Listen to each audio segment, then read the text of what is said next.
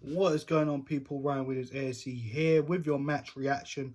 Arsenal go through to the next round of the Carabao Cup into the quarterfinals, defeating Leeds 2-0. Guys, if you're new to the channel, please make sure you like, share, and subscribe to the channel. We are trying to reach our next target in 200 subscribers. So, guys, hit that subscribe button. So, let's talk about the game, and we're going to start with the lineup, of course. The lineup, which for me, didn't really surprise me. I think I got most of it right. The only difference is Kolasinac coming in for Tavares, who I thought would probably play a game. I actually forgot to Kolasinac was there. Forgive me, but it is what it is. Of course, Kieran Tierney probably still going to be out for the Leicester game. So, you know, that's probably why. Pablo Mari was ill, so we couldn't exactly start. Ben White starting, actually. That was kind of interesting to me, but we'll touch on Ben White a little bit later. The pivot, knew exactly who it would be, and the only other change was Smith Rowe coming in for Martin Odegaard, which for me was a little bit interesting. Not sure as of this time recording of this video about Martin Odegaard. Was he injured? Is he ill or any some sort? Or was he just told not to play today and probably in his mind for Leicester? I'm not sure, but we'll find out more once I make the Leicester preview. So, guys, make sure you stay tuned and have that bell on, the notification bell, so you can see when that's on. So, the Leeds team, to be honest with you, I was kind of strong. I did say in the preview, not sure what type of team Miguel Bielsa would be picking, but pretty much some of his first team players, I mean, majority of them, in fact, the goalkeeper, the defense, other than the right back, they had the likes of Rodrigo, Calvin Phillips, Dallas, you name it. And to be honest with you guys, I was very, very surprised. But let's just start off. The first half for me was a little bit open, if I'm honest. Both teams could have actually taken their chances, but to be honest with you, it was kind of dull. I mean, we had to look out for their counter once we pressed up and pushed up high. Long balls to Daniel James, or even trying to set up Rodrigo. We had to watch out for that counter attack. Luckily, they were snuffed out. There was a ball from Dallas. He had one shot, if I'm mistaken, and that was kind of dealt with. And another shot high and wide. I felt Leno today didn't really have much to do other than 2 real saves in the first half. But chances from our side, not really. Their goalkeeper, I felt, wasn't really tested as much, which kind of concerned me a little bit. And I kind of felt, if we're not too careful, this game could really turn ugly for us, if I've got to be honest. But we got out of there alive in the first half, if I'm honest, because like I said, they had most of their first team players, and we got guys that are probably going to end up leaving the club very soon, and some players who have a future. So, yeah, that was pretty much it. Second half, much, much better. I'm not sure what the team talk was or if we changed system throughout the game, but personally, it was much better. We did have a little issue, and that was Ben White pulling up. It looked like he had a little bit of cramp there. So, I'm not sure if he's still feeling the effects from Friday night's game. I know it's Tuesday, but I don't know if it's that or anything. The guy just got cramp. So, Callum Chambers, who we haven't seen since that awful, awful thrashing from Manchester City, we haven't seen him since then, and a performance that day he did was absolutely farcical. He was absolutely awful that day. But I'm not going to kick a man when he's down. He came on, and within 23 to 25 seconds, he scores a goal. Funny enough, it actually reminded me of the time Nicholas Bentner came off the bench in the North London derby and literally scored with his first touch. Pretty much the same thing.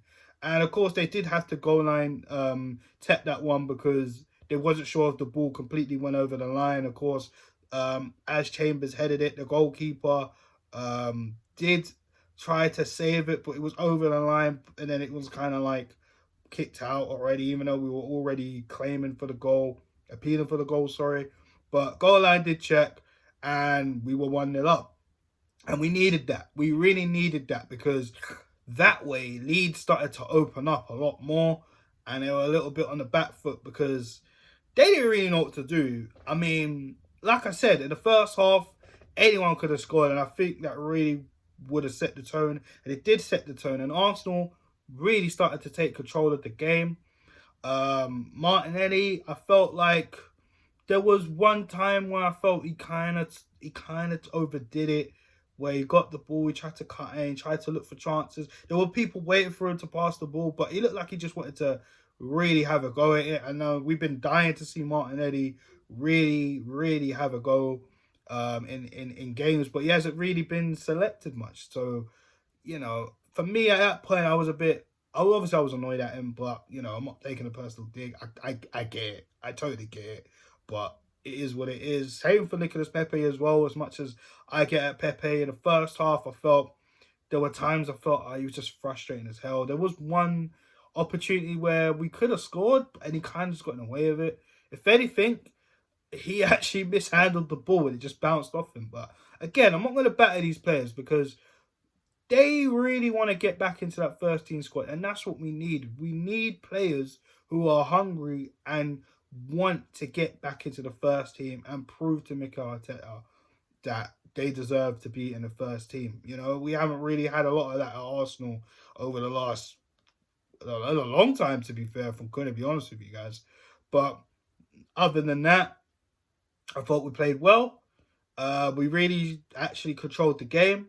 The second goal, what a calamity for Leeds. Honestly, Leno kicks the ball out high, and Nketiah gets a little touch on it. It was intercepted by one of the defenders, and the defender tried to head it back to their goalkeeper, and it was just, wow. It was nowhere near him. And then Nketiah, like the poacher he is, literally just chipped it over the goalkeeper and just basically tried to run it into the net. And he didn't even really hit it with a clean strike. It just hit his shin pad. But needless to say, it went into the back of the net. And from there, we just controlled the game. Lacazette came on for Emile Smith-Rowe. Lokonga, came on for Mohamed El-Neni. And then later on, Tavares came on because Rob Holding also had cramp. So that meant Kolasinac just saw out the game playing centre-back, as Tavares just covered at left-back. And from then, Lacazette had a chance, snapshot, didn't really take it too well. Pepe had a chance of creation, but that didn't really go anywhere. And to be honest with you guys, the game was kind of wrapped up there. Leeds just kind of ran out of ideas. They were still trying to attack, but ultimately nothing really happened, to be honest. If anything, Leno had an easy day at the office. So on that note, we're through to the next round, into the quarterfinals. As of this recording, QPR, I'm not sure on the result. I know they're still playing. Chelsea won on penalties, beating Southampton. And I know there's more games tomorrow. We've got Liverpool and Preston. I think Manchester City versus West Ham as well. I'm not sure who Tottenham got. I'm not sure. So maybe there'll be a draw tomorrow. I can't remember how these things work out. I do apologize, guys. But once we find out who we get into the quarterfinals, you can bet your bottom dollar I will be back here on this channel talking about it. And also stay tuned for Arsenal taking on Leicester this weekend. So stay tuned for that. And my man of the match, boy. For me, there's probably about two standout performers. I know Sky Sports gave it to Eddie Nketiah, and I think in the second half he did wake up a bit. I felt Smith-Rowe. I think it's just out of them two, if I'm going to be honest. I didn't think there was any real standout performers. Maybe Smith-Rowe, maybe Nketiah. It's a bit hard to choose. I think Nketiah just, he looked more lively in the second half. Smith-Rowe he's just bossing it, man. This guy I swear to God, every time I see this guy play, he's just putting in the work. And I really like this kid. He's definitely got a bright future. I wish he got a goal, but it is what it is. Hopefully, he starts against Leicester and this game was just obviously cover for Ødegaard, whatever the situation is with Martin Ødegaard. So yeah, I think it's definitely out of those two guys. You guys let me know in the comment section who was your man of the match. And I ain't done this in a while. Who was the worst of the match? I haven't done this in a while, guys. I would probably say maybe on NA, only because I just felt every time he won the ball back, his passing was just letting him down. He was just giving the ball away. And to be honest, I was quite happy to see Lokonga come on. Yeah, that was about it. I don't think anyone else was poor, really. Even Kolasinac put in half a decent performance. But you could tell he's so one-footed. But look, I'm not going to here to bash the players. They've done well. Well done to Arsenal, going through to the next round. And yeah, I'm out of here, guys. So thanks for checking out this video. Please make sure you like, share, and subscribe to the channel. Road to 200 subscribers. Let's make it happen.